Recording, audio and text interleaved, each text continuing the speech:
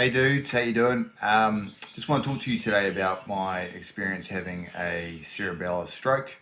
I had a cerebellar stroke just over 3 weeks ago, and I live over here in Bailey's Beach, New Zealand.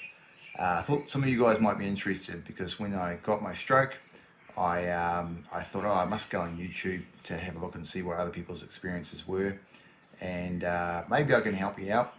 I know that when I had my stroke, I couldn't be bothered reading anything because it was kind of too hard.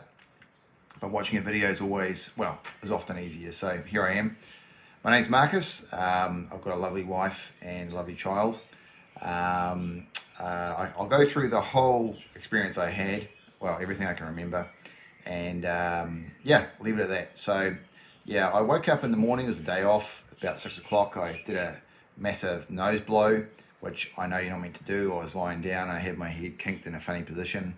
I kind of felt a little pain in my head, and then that pain transferred to a real intense pain. I was kind of stuck between, do I drink some water, do I go to the toilet, or do I take some paracetamol, which is otherwise known as acetaminophen. And anyway, I hopped up and decided to go to the toilet. And what do you know, I could not stand up. I was like crashing into the bed, crashing into the walls. Got to the toilet, sat down, had a nice sit down wee-wee. And I was just thinking, man, I've got a sore head and I can hardly walk straight. But I kind of thought maybe I just sort of woken up a bit funny. I'm a sleepwalker and sleep talker. So I made my way back to bed. I thought, whoa, I was spinning big time. Like I was spinning three-dimensionally, which means I was going upside, downside, round. Ooh, the door just shut. And I realized, man, something is wrong. It's not just a passing phase. I'm not sleepwalking or talking or intense dreaming.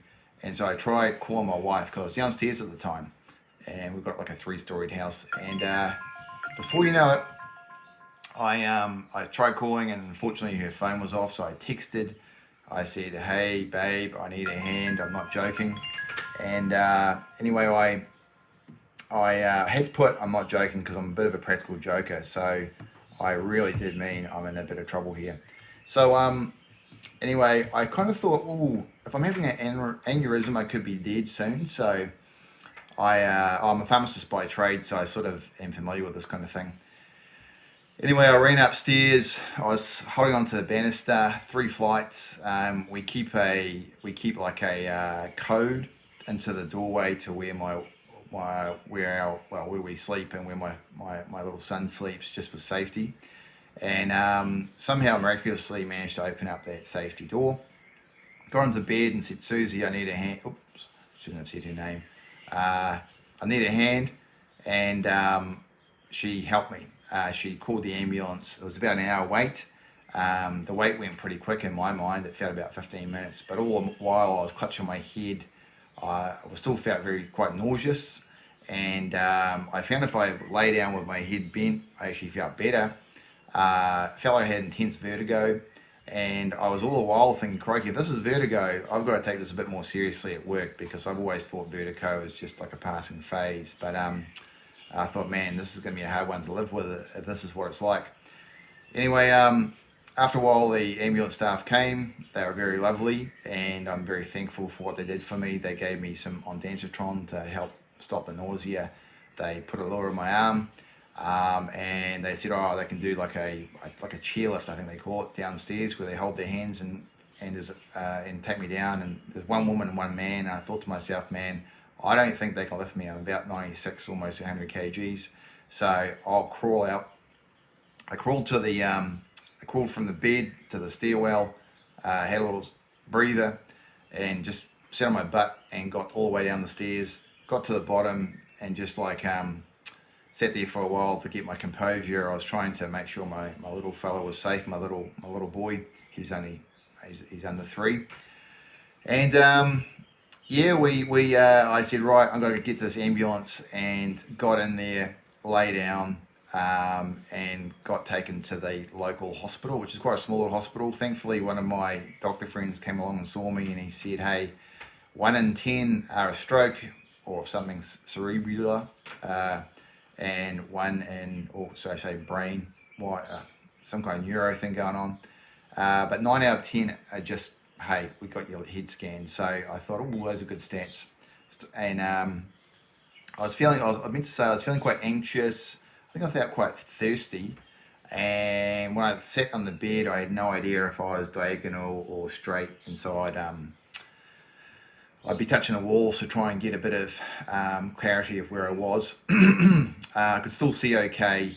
I was a bit sort of anxious, as I said before, and so I think I had a nitrazepam to help me kind of settle a bit.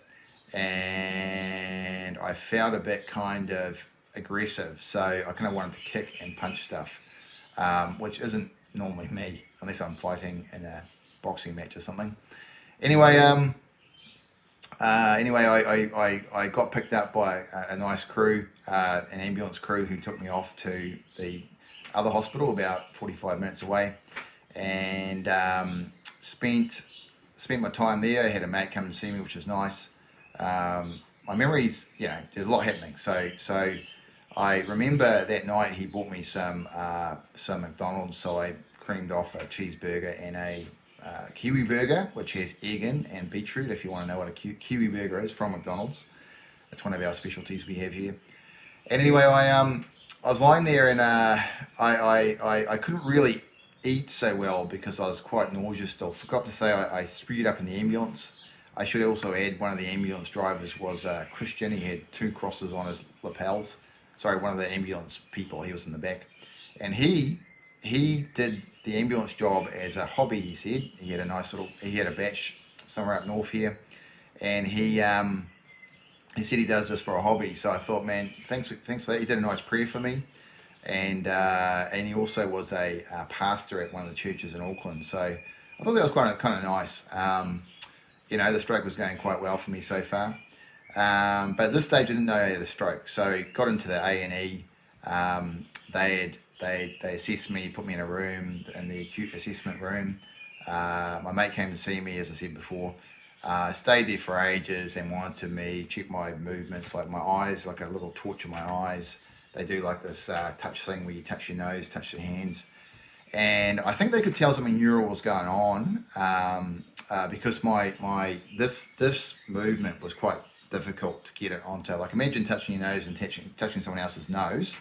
I found I was hitting the right side of my face rather than my nose. This was my right side of the body. My left was fine. Kept on doing that, and then I kept on doing the assessments, and then they gave me an aspirin, I think a Stemetil tablet, and I lay down to go to sleep. And I don't think I really slept because they have plastic pillows, they have lights going, their bedpan's been changed, they have noise.